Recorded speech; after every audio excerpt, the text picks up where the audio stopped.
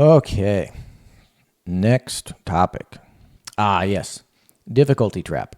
There's kind of a tangential concern along with the security problem of Bitcoin, and that is what can also be called a difficulty trap. And we watched this happen in real time when Ethereum did the merge from proof of work to proof of stake, and all those GPU miners, myself included, started mining other coins.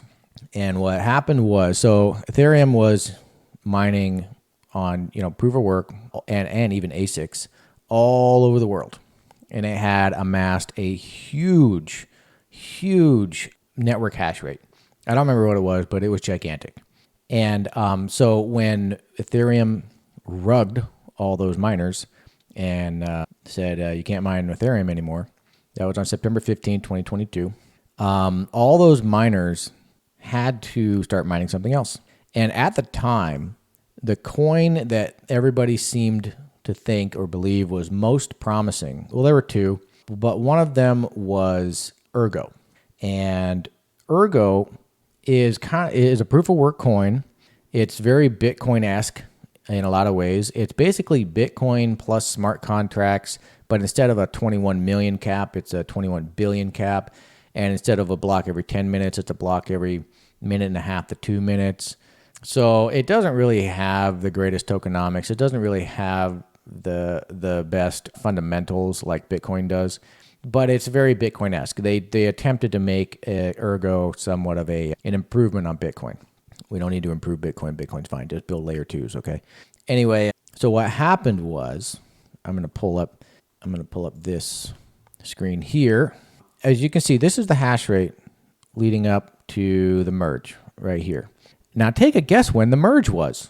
You think maybe it was right around here, September 14th? Yeah, I think that's when the merge happened. It was right there. Yes, that's right. So an absolute inordinate amount of hash rate that had once been on Ethereum, they all pointed their rigs towards Ergo and started mining Ergo. So I have to explain for those who don't know what difficulty is when it comes to mining. So what difficulty is, and I'm not a math guru, I'm not an engineer guru, I just know the concepts and I know the fundamentals. And so this is what it is. The difficulty is a variable in the calculation that is needed to space out the block time appropriately. So when you're hashing as a miner, what you're basically doing is running an algorithm that just takes brute force guesses at a solution to a SHA algorithm or some other kind of hashing algorithm. You're just basically taking guesses. Well, there needs to be a variable in that algorithm that adjusts the statistical likelihood of how long it's going to take to solve a block given the number of guesses that are being done per second on the network. All right.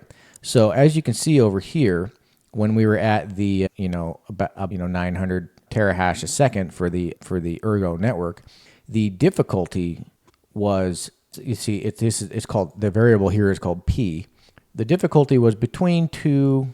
Oh, I'm sorry. I'll say that's tera. Okay, so this is, now I'm confused. Okay, I know the difficulty variable for Ergo is P, but I'm confused now if this is the difficulty, or if is this the hash rate?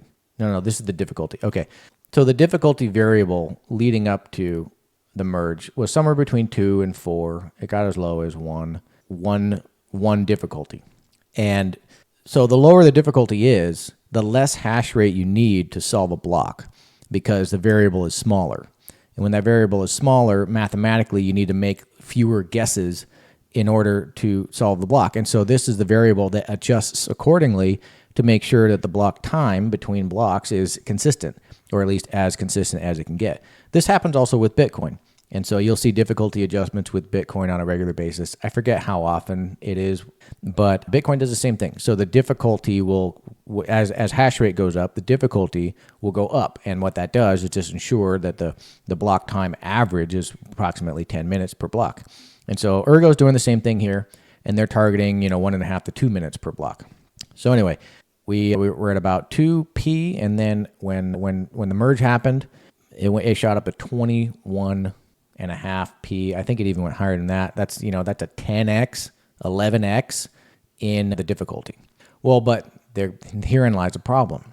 When the difficult, but so this is what happened. So all the miners started pointing at Ergo, but now that you have 20x the number of people, or 20 times the number of hash rate trying to solve a block and thus earn a reward for solving said block, the network became 20x more competitive. So that meant that it was no longer profitable to mine because so many people were trying to mine Ergo that it was no longer profitable with everyone on the network. It wasn't enough money for everybody. The price of Ergo was not matching the competition that was on the network. And so then, as you can see, not long after that, the difficulty dropped dramatically, but it didn't drop right away. And you can't see the hash rate, the network hash rate on this chart.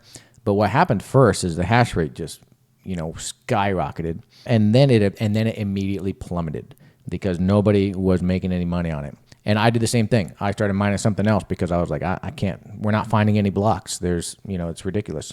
In the very, very beginning, though, it was profitable for about a day. But then once everybody switched over, it was no longer profitable. Nobody was making any money on it at all. So they all bailed. They started pointing their rigs to some other coin to mine something else.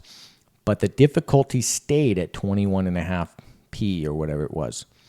So what does that mean? So if you have a difficulty of 20, but your network hash rate is realistically more like 6 to 4 or even 2. What that means is that it's going to take inordinately longer amount of time to solve a block with that hash rate because the difficulty is so high, but it's not consistent with the network hash rate.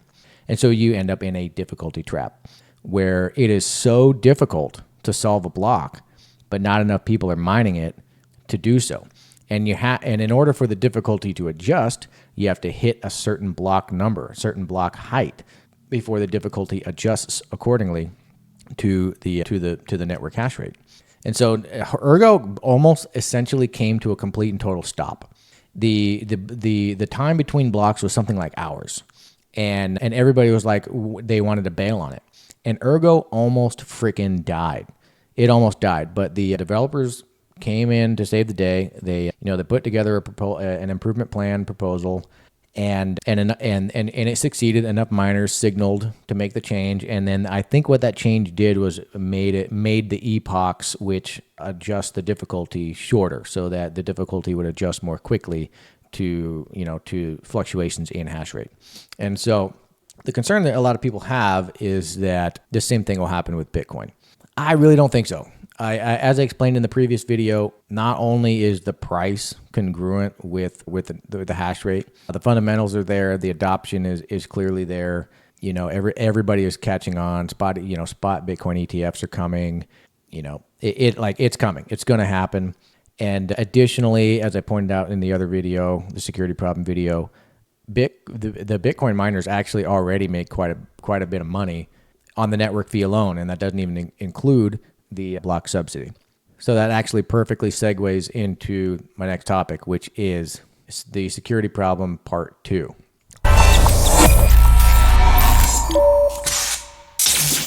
So in my security problem part 2 video, or part 1 video, I mentioned that there were some blocks where during the ordinal craze that the network fee was actually greater than the block subsidy. And I found the blocks. I didn't know where to start looking, but somebody posted this great thing on Stacker News. They had a bunch of Bitcoin dashboards and block explorers, and so I started sifting through them, and I was like, oh, I got to find that one block, and I found them. And on the part 1 video, I said that it was 2 blocks. No, it was several blocks. Check this out. So you can see the fee rate here at 774 is like about 200, blah blah blah, and then it peaks here at 62 in this block. And then if you go back further, you can still see a couple of 600, 560, 604, and then it's back down to like 300, 250, blah blah blah blah blah. But if you look at these blocks, check this out. So let's see the first one at 604 sats. Check this out. The network fee alone